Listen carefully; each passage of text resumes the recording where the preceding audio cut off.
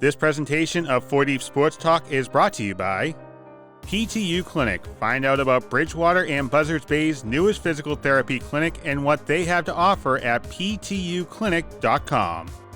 Adria Restaurant and Banquet Facility located at 436 Oak Street in East Bridgewater. Visit adriarestaurant.net. And by Diesel Direct, your reliable source for fuel delivery. Head over to dieseldirect.com for more. Better. Like you said, you were working from behind the scenes doing stuff. What individual did you guys want to work on coming into the season? Any certain thing? Footwork, dribbling, anything? I think the biggest thing was just getting together as a group over the summer. Everyone was going their ways, little groups, and we had to get everyone together in one team in one spot. So I think the biggest thing was we went to camp for a week. That's how the group got together, and I think that's what did it for us. Anything individually you guys wanted to work on?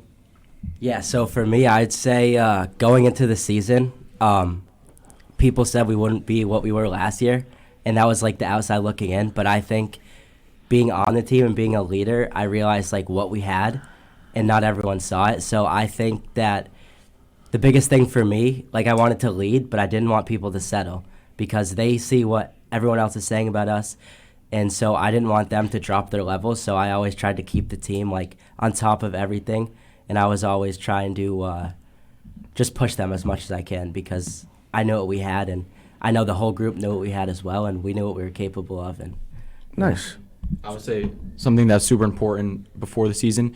We all individually worked on our own things, but once we brought together in the summer, that was the most important part because we had all been individual good players, but then when we, came together, that's when we really became to grow as a team. I think something that's really important is You can pull that right towards you, or just use coaches. Don't matter. the connection between like our whole team, and like we were like really tight as a team, and I think that was like one thing that was like important to us. So I'll just comment on the guys. I think sometimes they don't.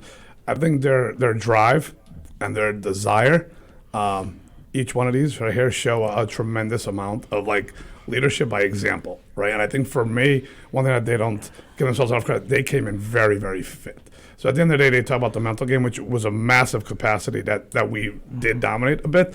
But because they were so fit physically and prepared, it allowed us to work on gelling as a family, gelling as a unit, and then preparing our tactical strategies versus trying to get them fit. So I will give them they need to have a little more credit for they worked very, very hard. I'm pretty demanding, and they were really, really well prepared. I got to be transparent, and awesome. I think if anyone else can learn from that, I hope they do that more in the future. That's a big part of it because then you're already you're starting ahead of everyone else. You don't have to reset and get the whole fitness and training because then you can start playing more tactical stuff. But you guys mentioned you all went to camp together over the summer and then all that kind of team bonding. Like how important do you think that was to doing well? I mean, I think ultimately that's what like team bonding and like how your team chemistry is ultimately like one of the biggest factors to success because I know when I was a freshman, we had like one of the like top teams that's ever walked through OA, but they were not together as a group, as one. There was a bunch of individual players, and ultimately we didn't get the success that we had like now. Mm-hmm. And I think that I remember my junior year when we were at that camp, we had a come together moment, all of us, and some kids were crying during it. So it just shows how much the team means to each individual person.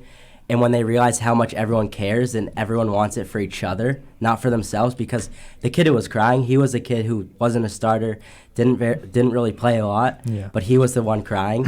And I think everyone who was like starting and playing, seeing how much everyone cared. The buy-in, yeah. Exactly. Mm-hmm. It just drives them and motivates them to do it for each other, not for themselves. And I think, like you said, the bonding part is one of the biggest factors in team success. Yeah, we'll comment quick. Just there's going to be a throwdown. The 2021 class will now challenge this 2023 class. Thanks to Diego at this moment. But that was good. I appreciate that. Yeah, I was saying, like you said, the camp that we went to. When you wake up next to your brothers and you play with them and you compete with them and you push them throughout the entire day, right? You go to every meal with them. You see them every part of the day.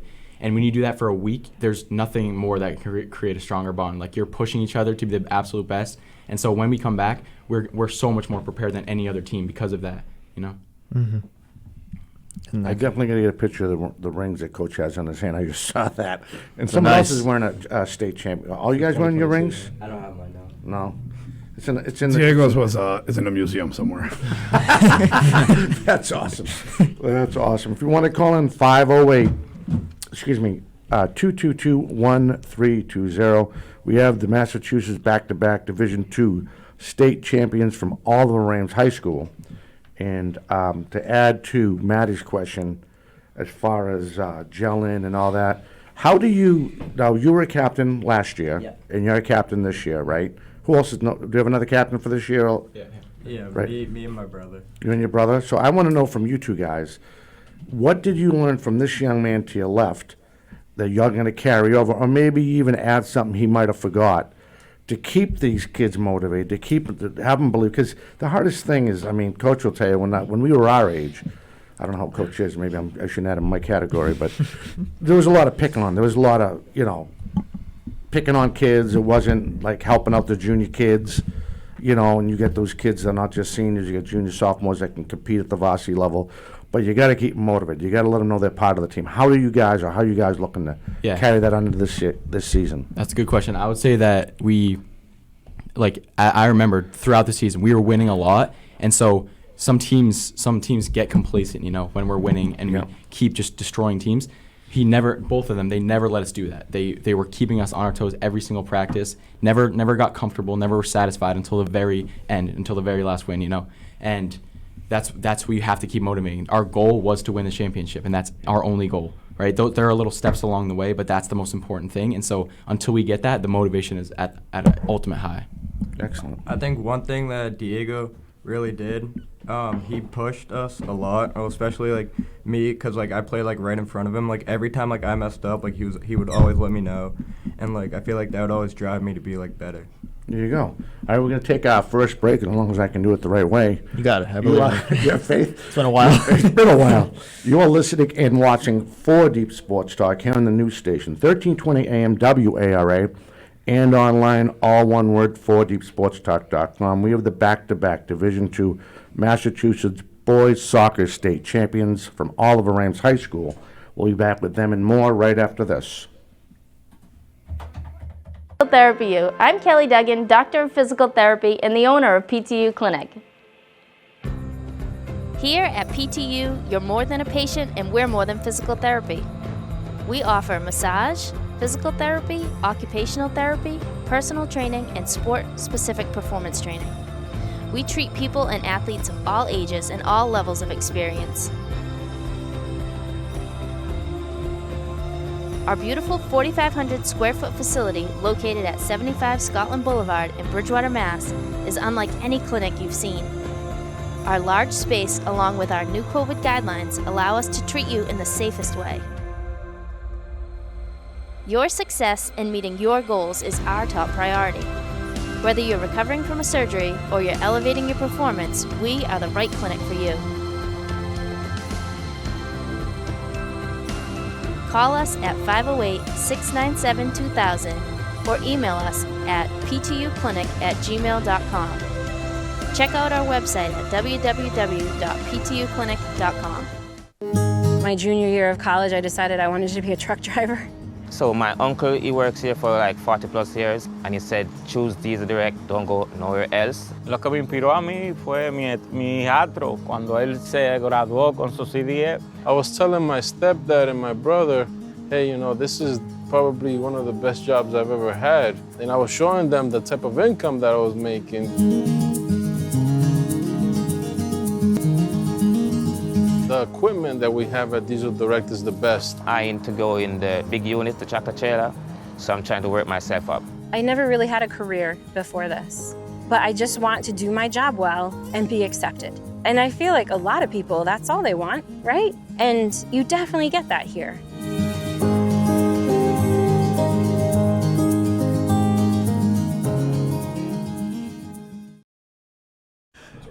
Hello Hello, everybody. Welcome back to 4 Deep Sports Talk here at 1320 a.m. Attleboro. We are continuing highlighting the Oliver Ames Boys Soccer Division II Championships. Now, I didn't actually write this down in question, but I just thought of this right off the top of my head. Where'd you get your rings? That's a great question. So I'll answer. So we have, when we won the state title, we've had some very, very generous benefactors and donators within the community that allow us and give us the opportunity to get a memento or a memory, right? So we only get to wear it like today, banquets, like Hall of Fames. It's not like we wear it every day. It's more of a kind of a reminder of all the hard work that goes into it. So we're very blessed that we had benefactors and donors within the Eastern community that are giving it, and they like to stay anonymous, so I'll respect that. But we had 3 very, very generous donators that gave us, or benefactors that gave us the opportunity to get the rings. And this year they've picked a very sharp-looking ring as well. It hasn't come in yet, but they'll add a little more bling to their hand for sure. So before we get started, I have to apologize. Casey Conley is away on a basketball game. She's usually here with us. She's a paparazzi, taking all the pictures, putting on all the social media, TikTok. Yeah. And then Luz Cabral has a terrible head cold. She is home. She's actually the paparazzi that puts everything on. So I have a junior paparazzi. We have a paparazzi, and they put you guys all. One's over in the place. training. One's in training. But she's doing pretty good. So I want to give a shout out to them before I forget. I apologize for that. And then at the end, we'll talk about our basketball banquet. We won't get into that later. It's all set for April 27th. But yeah, continue on. I'm sorry. Okay. Now my next question is, was Wakefield the hardest team to beat in order to win the championship? I'll jump in quick before the guys say anything. So I think all the teams were competitive. I think they were all very, very difficult, and I think all tournament games are really, really a challenge. I think we had a couple of big-time games prior to the Wakefield game, but I think that it's always hard to win a state final game, right? And Diego right there saved 2 balls off the line, right? Wow. Although it was maybe only 2 shots that were against us, but they were off the line that were saved by our captain right there. So I will say it was a very difficult game to win, and then I'll let you guys jump in. No, I mean, for me, I think it was like we had chances, but I think throughout the whole season we've had chances that we haven't put away, and ultimately it just puts a lot of pressure. Like Coach said, all the teams are good. I think for me, the hardest game that I played was probably Melrose game, the semifinal game before that. Only because they were a very, very talented team, and I think it was very even game, and it was back-to-back the whole time. And also, if you look the goal that we scored to win that game, I mean, how many times we do that this year? Not many, especially from where Craig was right there, because Craig was the one that scored it. But, yeah, for me, I'd say Melrose. But, yeah. Shout out Craig. Right, he's so nonchalant. Like, yeah, I put the ball in the yeah. Yeah, I'll That's say, awesome. Like you said, there were I think the accumulation of all the hard opponents we faced, like, we played Needham, we played Concord Carlisle, and all throughout the playoffs, that I feel like in terms of were they the hardest physical team to play, probably not, but all those games led up to us being prepared for the last game, which was the hardest to win. Yeah, I'd say for me personally, I don't think the opponent was the hardest team to beat, but I think the environment we were in, how much pressure we had, especially for me, because it was my last game, like no matter the score, because I'm a senior. So I think that was probably the hardest thing for me in the final, just knowing that it's my last time going to play for OA. If you want to call in, 508-222-1320. What do you get at, Craig? I'm sorry. I'm blanking on the team, but like our third game, I think that was the most challenging one for me. Hingham. Because like it was really cold, and that was like probably the main reason why. But like I just remember it was really cold that game, and we couldn't score early. I had a rough game, but to me that was the hardest game. So I want to just run down their get everybody recapped on their season, and this is what I got off Max Prep. They have Brockton and Concord Carlisle. No, they didn't put a score in for that one. The first score I have is, and again, if you want to call in, 508-222-1320. And and we're going to repost this when we edit the show. I have first they start off with the tie against Franklin on the 6th of August. The 9th they beat Dedham. They lost to Dedham 1-0. The 12th they beat Stoughton 3-1. King Philip 2-1. Mansfield 1-0. Then they had their second loss against Attleboro 2-0 on the 22nd. Canton 4-0. Again, as we run down their season, North Attleboro they beat them 4-2. Sharon 5-0. Taunton 1-0. I know Matt didn't want to hear that. Foxborough 3-1. Milford 2-1, Stoughton 2-1, Mansfield 4-2, and then Canton 6-0. Beat Sharon 4-0. And I want to make sure I get the right date here. And then they blanked Foxborough 8-0, conquered Carlisle 1-0. Brockton, you guys probably beat Brockton on November 1st. Right? Yeah. Oh, it was a scrimmage, okay. Then they went into conference. They went into the tournament. Chicopee Comp, I don't forget what the full name is, but Chicopee, they beat them 3-0. Matamoska Regional 3-0, Hingham 1-0. I thought this would be the toughest game to play when you went to the OT and won 2-1 against Melrose. I mean, then again, the championship game 1-0, but that's the game I would be going to the bathroom changing my pants after that one with the 2-1 overtime win. That's a crazy game. You lose that, you're not in the finals. That Right. was the one that I said. But Yeah. I also think going back to that, I'm really proud of the team because that was the first game in the playoffs we were down. So they actually scored first, and then we had a goal of the season to tie it, and then our OT goal. But yeah, I mean, it showed our true character because we haven't been down in the playoffs, and we are down in the semifinal probably 5 minutes into the second half, and luckily we had time to bring it back, but Absolutely. it wasn't easy. Right, Pat. All right, we're going to step away. The state champs are here. You can call in at 508-222-1320. We'll be back with them and more right after this. Physical Therapy U. I'm Kelly Duggan, Doctor of Physical Therapy and the owner of PTU Clinic. Here at PTU, you're more than a patient and we're more than physical therapy. We offer massage, physical therapy, occupational therapy, personal training, and sport-specific performance training. We treat people and athletes of all ages and all levels of experience.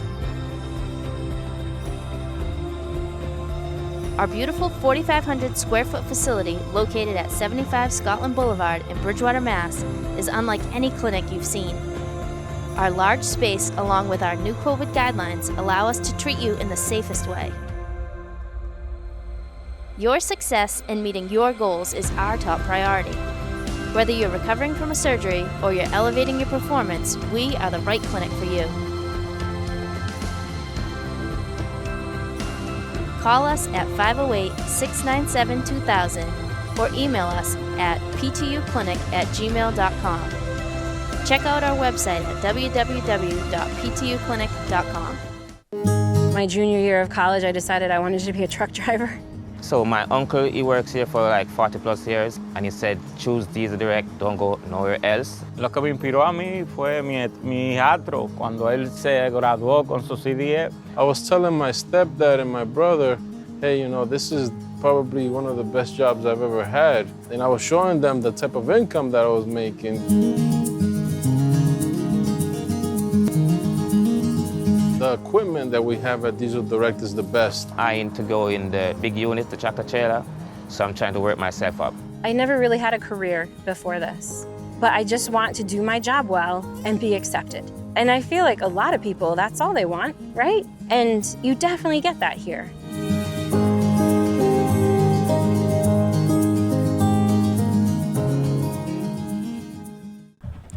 And we are back here on 4 Sports Talk, WARA 1320 AM in the news station.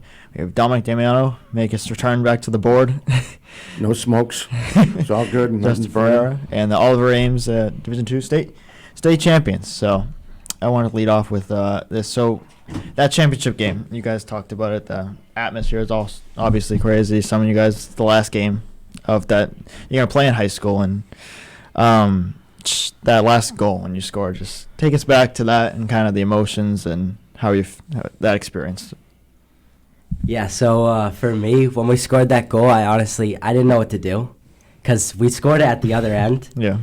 So I didn't know if I should run down there or if I should run to the fans. I ended up going to the fans, and then luckily, after we scored, the whole team came to the fans as well. But I was like through the roof for like with the fans the whole time. But and you had to climb up the fence to get to the fans, so I did that. But when I jumped down and started seeing all the players, then I just broke down because, I mean, it just means so much to me. But I think the biggest thing for me is I was lucky that no matter what had happened, I was playing my last game, win or lose. And, yeah, so going into it, I didn't think about it as my last game, although I knew it was. But I was thinking about the positives, and, like, it's obviously sad, so I didn't want to think about that. But I'd say when we scored and I just saw the whole team and we were all, like, embracing each other, it's a feeling that it's, like, undescribable, but it's one I'll remember for, like, ever. Definitely. Yeah, I'll say it's definitely one of the greatest feelings I've ever had. You know, like you said, we ran up to the fans because that's what we've been doing the whole playoffs. You know, every win we'd been running the fans and cheering and stuff, and like they were our back, like they were our backbone throughout the whole playoffs. They did such great support, so shout out them. But they, you know, the feeling was amazing. Like you said, like after like you know you couldn't hold it anymore. So I broke down in tears and stuff, but that's just what it meant to us. You know. That's pretty cool. That's really cool. Before you go, Ryan, I will say it was a very emotional win. Like, I got it, like, usually everyone's happy, but, like, it was so funny because, like, I tell these guys, like, the best part that they had is they get to control their destiny. So when you finish the season on your terms, whether it's happy or sad, it's your terms, right? So I think we were in great shape knowing that, hey, we did our best, we got there. And then when we won, I mean, tears of joy were just flowing. And that was something I hadn't experienced last year or in 2015. I just didn't have that. And like, it doesn't mean it was more valuable or not. It's just, I don't know, this time around, I remember it clearly. I'm saying, why are these tears flowing? And I couldn't get it. So I'm there with them. You didn't cut an onion or nothing, right? You were good to go. You didn't like you cut an onion and you get, I'm kidding. Bad analogy, bad joke. I couldn't lie. It was flowing. If you guys want to throw in the headsets, it should be there. We have a caller. Caller, you still there? Yep, I'm here. Okay, stand by. Guys are going to put on the headphones. You might have, well, one's going to have to share. So you two guys, there you go. All right, what's your question, sir? Hey, yeah, John was kind of going off a bit, but I'm an OA class of 2016 grad. I watched the 2015 team. Phenomenal team. Was super fun to watch. I know some of these kids were either ball boys or grew up watching that team. I just want to know, like, what they took from that 2015 team and why they were so special in the two back-to-back state titles they, you know, have, which is also a great accomplishment, but really what they took from that team and how they built this success going forward in this amazing soccer program. Who wants to go first? I'll go first, I guess. The 2015 team, how we learned from that. Yeah, what these guys learned from watching that great team at that time. To be honest, I grew up watching OA soccer. I didn't go to the final that game. It's a really rough memory for me going to the games as a kid. But I'd say through the teams I've seen, and it's kind of like you guys are like legends of the school, so we just wanted to become our own team and write our own history, to be honest. So I think that was the team's main goal, to be our own team and try to show you guys up, I guess, by being the best team in OA. So I think that was our main goal, and that's what kind of pushed us through the season.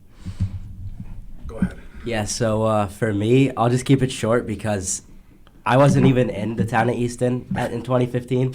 But, like, when I first got in the program, the biggest thing I heard, because we hadn't won a state chip since 2015, is how can we do the same thing that the 2015 team did.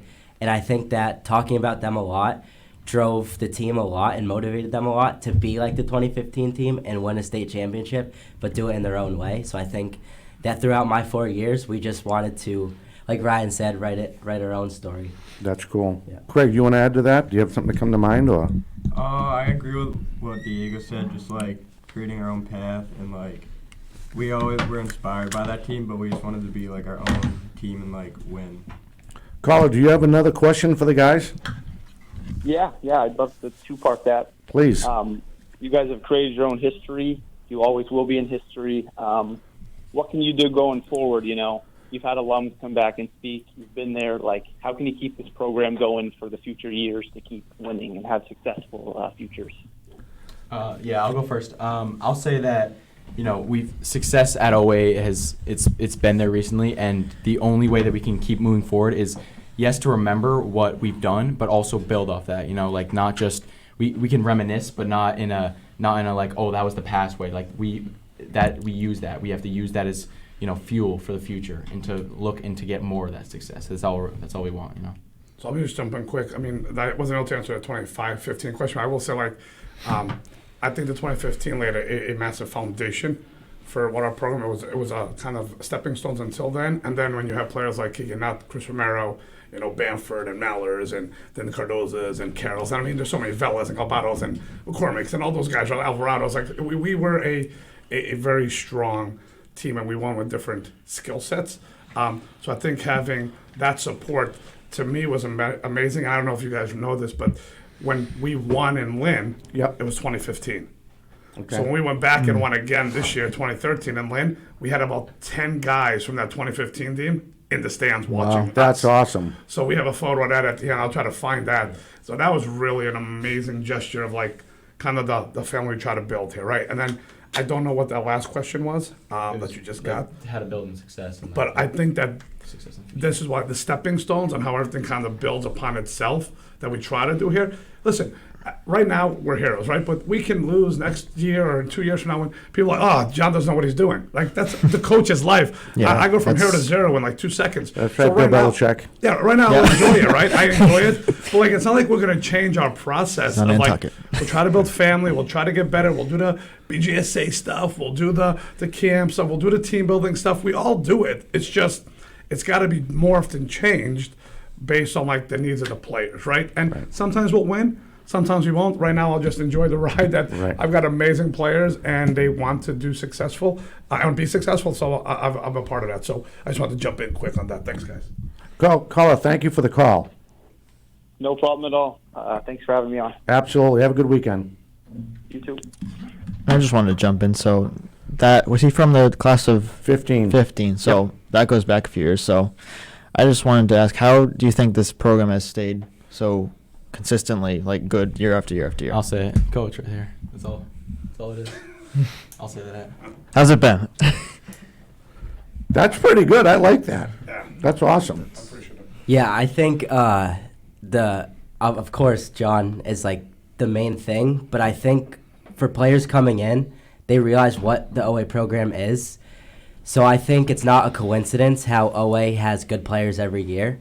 I think that they look back on past teams and they want to be like that, because I know when I was coming in as a freshman, I didn't know what to expect, but when I saw, like, the team and how good they were, I wanted to be like them.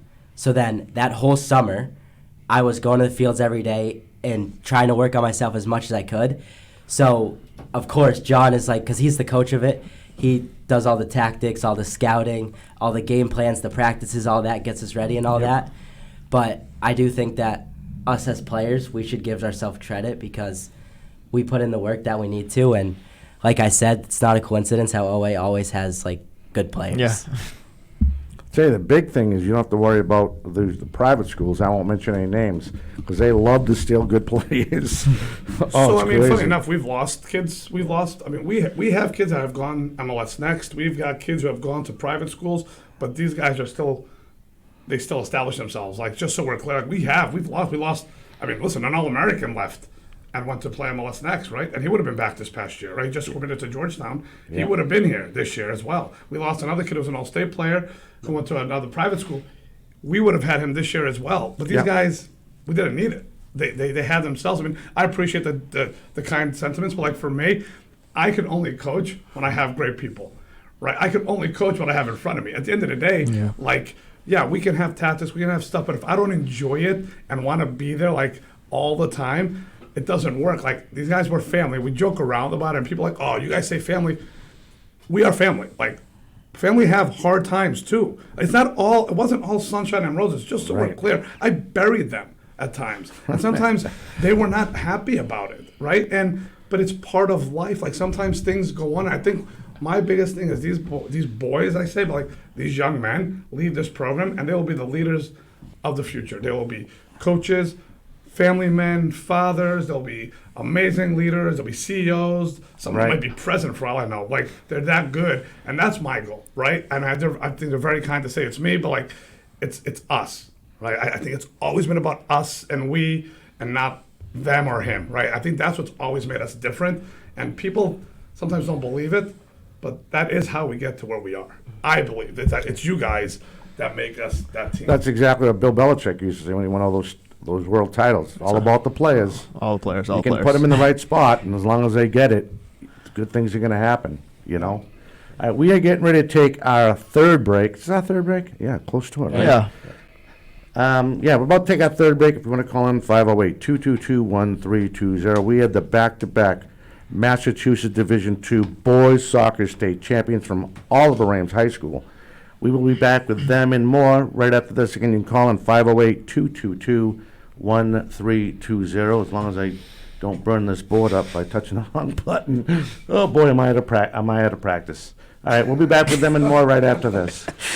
Physical Therapy U. I'm Kelly Duggan, Doctor of Physical Therapy and the owner of PTU Clinic. Here at PTU, you're more than a patient and we're more than physical therapy. We offer massage, physical therapy, occupational therapy, personal training, and sport-specific performance training. We treat people and athletes of all ages and all levels of experience. Our beautiful 4,500 square foot facility located at 75 Scotland Boulevard in Bridgewater, Mass. is unlike any clinic you've seen. Our large space, along with our new COVID guidelines, allow us to treat you in the safest way. Your success in meeting your goals is our top priority. Whether you're recovering from a surgery or you're elevating your performance, we are the right clinic for you. Call us at 508-697-2000 or email us at ptuclinic@gmail.com. Check out our website at www.ptuclinic.com. My junior year of college, I decided I wanted to be a truck driver. So my uncle, he works here for like 40 plus years, and he said, choose Diesel Direct, don't go nowhere else. Lo que me inspiró a mí fue mi hijastro, cuando él se graduó con su CDF. I was telling my stepdad and my brother, hey, you know, this is probably one of the best jobs I've ever had. And I was showing them the type of income that I was making. The equipment that we have at Diesel Direct is the best. I aim to go in the big unit, the tractor trailer, so I'm trying to work myself up. I never really had a career before this, but I just want to do my job well and be accepted. And I feel like a lot of people, that's all they want, right? And you definitely get that here.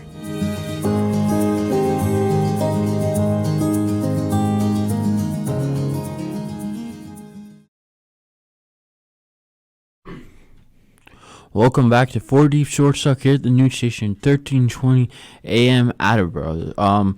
Now my next question is, how do you practice soccer? What is the process of practicing for a soccer game? I'd say, so I'll go team practices first, like for high school. So you typically have 2 to 3 games a week, so you don't really have a lot of time to practice like technically, which is why it's important that you come in like ready to go, because in high school it's sometimes you have 3 games in the span of 5 days, so you'll play a game and then the next day is like a recovery day / a walkthrough, and then you have to prepare for the next team. So it's a lot of preparing, and I think that's a big thing. You have to be able to change, you just have to be able to change over really quickly, because one team could be, and most of the time, is completely different than the next team. So you have to be able to adapt to them. But I think also being smart throughout the season, because injuries are a key factor because of how many games you are playing, and you practice 6 days a week. So it's very hard on your body. So I think it's really important to, just be careful with yourself. Yeah, I could say one of the most important parts of the training that we go through throughout the season is the walkthroughs, and we go through, we know all about the other team right before we play them, and so when we're practicing, we're we're thinking about their key players and where to shut them down and where we can, go in their weaknesses and find those. And that's pretty much what we do because, like you said, we're coming in prepared. And so all coach has to do is give us the tactics and set us out there, That's it. I think that's really the biggest piece is the preparation because, like you said, games can be Monday, Wednesday, Friday, and then the Tuesday and Thursday kind of you're just recovering, and injuries do happen. I'll say from ton we had games where it'd be like 3 guys go down, and it's like, oh boy, then we only got 1 day, and then get ready again, turn around. But yeah, that's kind of. So I'll say that periodization, like it's like training periodization, right? We have to do like recovery and prep on the same day, right? So we have to be cautious. I mean, we had Luke injured, Joey Carney injured, Ryan was injured. I mean, we started the season with 3 injuries or 4 injuries that we had to like navigate all the way through. Luke Churchill only came back with 6 weeks left in the season. Sharon, yeah. Yeah, it was like 5 weeks left in the season, like 5 full weeks. I mean, all the way including the playoffs. He only played like 8 games. So like we were dealing with a few of those. So I thought the guys were incredibly well fit, well prepared, and they were willing to do the hard work so that we could do. Again, it goes back to the players being ready and being prepared and wanting to be there, because then we were able to do the tactical stuff, because everyone had a different style of play in our league. But our Hawk prepares us for the state tournament very, very well because we see so many different styles of play. So that's something that we always have to be aware of, and why our sessions were very tactically driven based on like sometimes what other teams do, but we really focused on us, but just being aware of what everyone else had going on. There you go. So you guys, to kind of jump off on Matt's question, what team, when you guys started your season, what team did you guys want to base off how good you were going to have for a season as you guys played, you said 3 to 5 games a week. Was there a certain team, maybe not just in the Hockomock, that you played and you said to yourself, oh yeah, we're going to be good again? We're definitely jumping. A relatable moment to that would be right before the tournament when we played Concord Carlisle. That was, for me at least, that was a big game for us because, in my opinion, that's one of the best games we played all year. And even though we lost 1-0, we still had a lot of chances. It just gave us motivation for the playoffs. And I think losing before the tournament is probably the best thing a team can go through, because it's kind of like we just lost, so we're not all that pretty much, even though our regular season record. So for me, that's probably the most relatable game. What about you guys? Any other game come to mind? I would say like way before that, the first time we played Concord Carlisle, we were missing Joey and Luke. Were you at that game? And Ryan, and like we played well against them, and like we made a couple mistakes that they scored on, and then we still had like a good amount of chances. And after that game, like I kind of realized, and I think other people did that, like we had a good team, and like we were without a lot of our top players, and we still like performed against one of the best teams. Awesome. So we have another call. Caller is going to get the headsets on. He's like, I don't care. You can put the headset on. What's your question, sir? Oh, ma'am, sorry. Hey, guys. This is Coach Ruben Texer from Hockomock here. How's everyone doing? Just wanted to congratulate you guys. My question is for the upperclassmen, the seniors. What is the best message you guys send for the, for the underclassmen, the 8th graders coming up? Obviously to look up to you guys, and, they're anxious and nervous. So what is the best advice that you guys recommend? Because as coaches, that's something that we, look up to. Yeah, I'll start by saying, what's up, Ruben? It's good to see you. But, the underclassmen, it's important to prepare them for varsity, and like that's eventually what we want everyone to play on is varsity, and to get the highest level possible for their individual, but also for the team effort. But yeah, especially like, I said for my personal experience, it was important for me to be in the environment of the varsity team when I was young, when I was 8th grade and coming up into freshman year, because it sets the tone for what OA expects and what we should be looking forward to and what success we want to achieve. I think one of the more important things that the incoming 8th graders or freshmen next year need to realize is not that easy, because we won 2 in a row, and a lot of these kids probably might think it's easy, but it's a lot of work. So not knowing what Ruben asked, but kind of inferring. I didn't get to hear it. First of all, Ruben, congratulations on the excellent job you've done at Stowe in the last 2 years, right? And helping improve the quality of soccer in the Hawk. You always give us such a pain in the butt time to play against. So, we appreciate that preparation for the tournament. So congratulations to you and Stoughton for what you've done there. But I'll say that preparation for high school players, it really is the physical prep, in my opinion. I think we can never underestimate how important a player's physical ability coming into high school is, right? Because to play varsity ball, you have to remember you're a 14-year-old boy playing against 17 to 18-year-old men if you want to play varsity soccer. So players, parents need to understand that there's a big prep work and load to be ready to do that. So that's what I always say is encourage them to be very physically fit and prepared, and the rest we can work out as a group. That's kind of how we've done it at OA. But don't take that secret back to Stowe. Coach, thank you for the call. Yeah, thank you, and enjoy the rest of your day, guys. Congratulations again. Excellent. That was awesome. And that was a Stoughton coach calling in, right? Yeah, Ruben's a Stoughton coach. Nice. So, Coach, I wanted to ask you real fast before we forget, and the guys can help us out. Let's go over your coaching staff, and let's go over the rest of the guys. Obviously not here, so you guys won't get in trouble next time. You'll see them then. Hey, I did mention your name on the air and on TV. Yeah. Shout-outs, yes. Yeah, so usually we save them for the end anyway, so it's perfect. So for me, obviously, I have a wonderful staff of coaches. Whenever the guys were injured, I could just throw in our 9 coaches since we have enough coaches to play in a full game at the moment. So I have 9 assistant coach. For my father who helps out, right, as an unofficial volunteer, Chico Barada, then we have Joe Sakara, who is one of my players from 2015. So he helps out, again, at an unofficial capacity, but they're always present. Obviously, we got Ollie, who's our assistant coach and first, varsity coach as well. Ollie, he did a lot with the JV team. We had Coach Dan Linares, Ryan's dad, who helped out and worked out the goalkeepers. Right. We had Coach Rick Milliken, whose son Casey was an All-American last year, and he has helped out tremendously and does a lot of work. We had Coach Kevin Morera, who is present, and then we have awesome coaches that are volunteer coaches that help us out, that are teachers at the school. That's a big staff. Listen, I got a whole list. Hold on. But Coach G, Dan, who's a Spanish teacher, and then Jake Sunderland, who are really helpful in getting us connected academically as well as athletically. Our boys team, although we've done very well on the field, I'm super proud of, they've had 10 years of academic excellence, winning their national award for team academics, having a 3.25 and above for the entire team. Wow, that's pretty cool. So to be fair, they've been very successful. The program, these guys 4 years in a row that have had that graduating out, but the program itself is 10 years going now. So that's a big thing for us. And then I'll let you guys shout out all the players.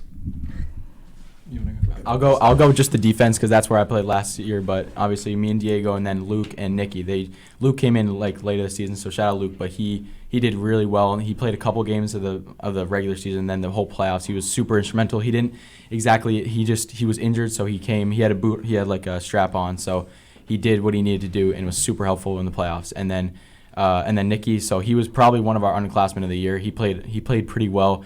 He lived up to what we thought we needed from him, especially as a sophomore.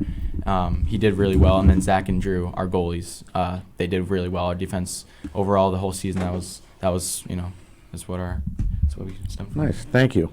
What else are we missing? We're missing a lot. I'll let them go first. Yeah, please.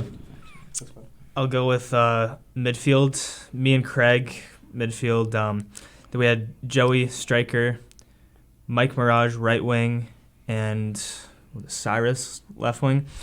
I don't want to speak for Craig. He can speak for himself, but actually I'll speak for him. Why not? Why not?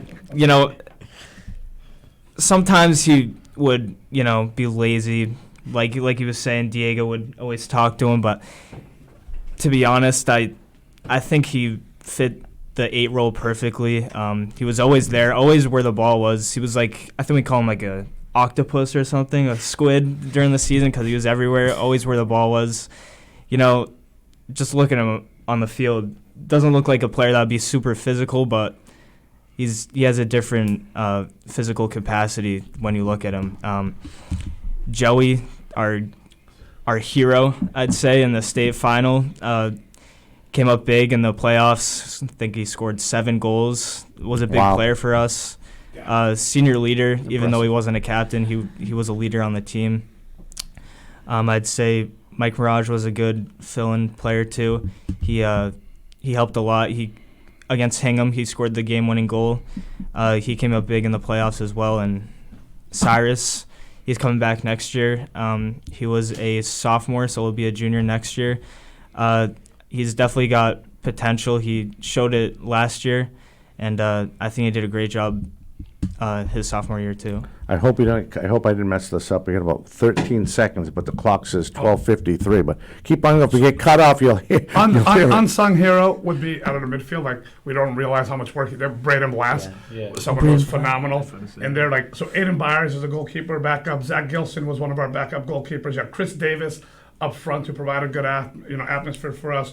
You had Josh Ventura, who scored 7 or 8 goals for us. So we had a bunch of guys who did and contributed a lot of effort. And we had some underclassmen, freshmen like Colin Donahue and Mazukas, and then we have younger guys and Freddies and guys who were really a part of things, James Carlson, Bernie Ellie. So I just want to make sure, try to get everyone's name out there, because there were a lot of guys who did a lot of work. And then from our, not coaching staff, but our support staff, Mrs. Blass and Mrs. Carney, like Morgan and Stephanie, were amazing at supporting us for extra snacks and drinks and all that and stuff. So that's awesome. We had a lot of people that were big to do, and Mrs. Kev Abanikas with photos, and we had a lot of people that wanted success. So it's hard, and if we forgot you, we apologize. We're just not very good at this. We're men, so I'm sorry about it. The coach's number is, no, I'm only kidding. Yeah. Send all your complaints to the coach.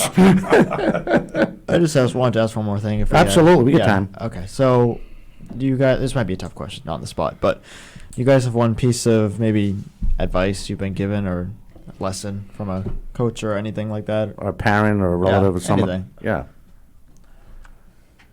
I know it's kind of tough, but. Well, they're thinking about it. That should have been a pregame question. Yeah, maybe. I got one more question as well. Sure. While you guys think about it, right? I'll just say that I get to learn from all of them based on how to deal with like players, dynamics. I get a lesson from all of them every day, because they have it tough. They got to go to school. They got to do all the academics. So they have a lot of a load to carry. Some have to work. Some come from different homes. So for me, I've had to learn that my coaching has to adjust, right? And it's from my experience directly with them, how to connect with them, right? So for me, it's learning how to connect with players. I always feel I'm getting too old, so I just retire now, because there's social media and there's just a different environment where they live. So that's for me, is that they always teach me how to stay connected. So I appreciate that. So hopefully I gave you some time to think. Yeah, so definitely, yeah. There we go. But for me, there's 2 things. The first thing is just never give up, because I think that is very important, because not everything's going to go your way.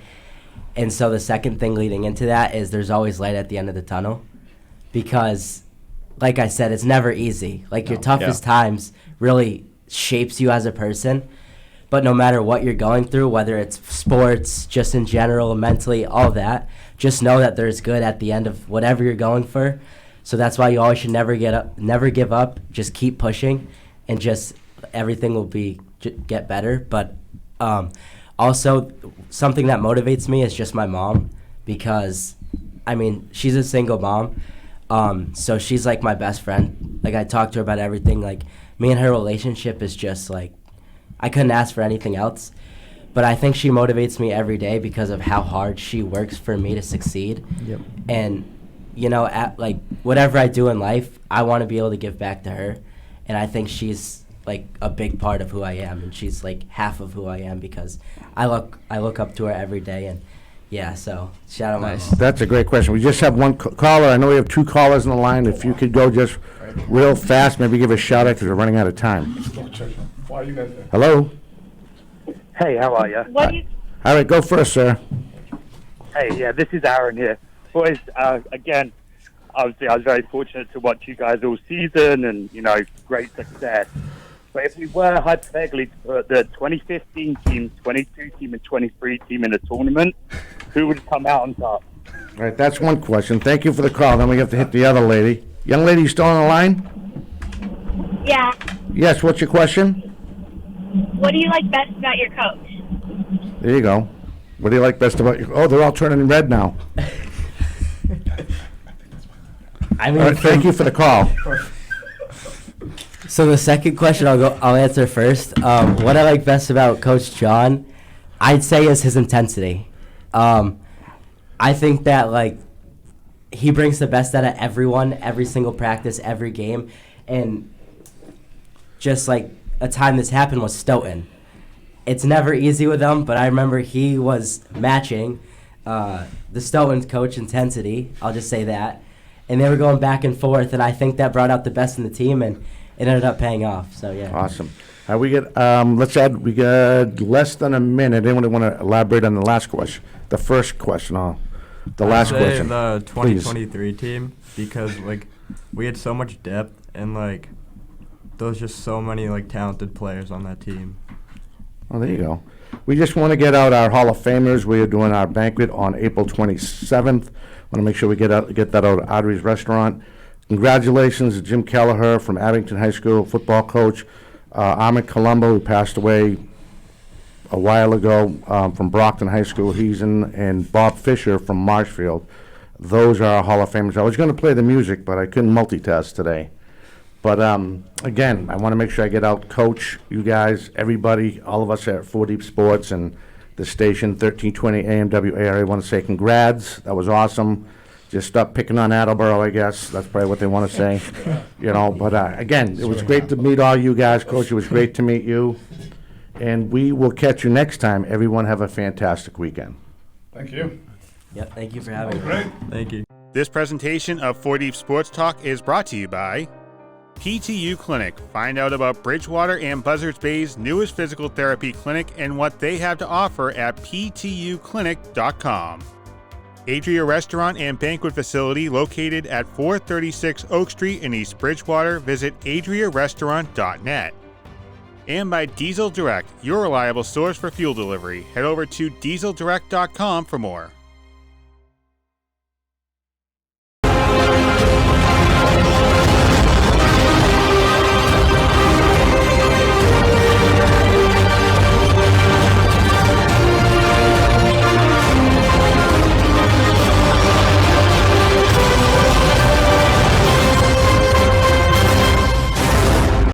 This has been a presentation of 4 Deep Sports Talk, where high school and youth athletics come first.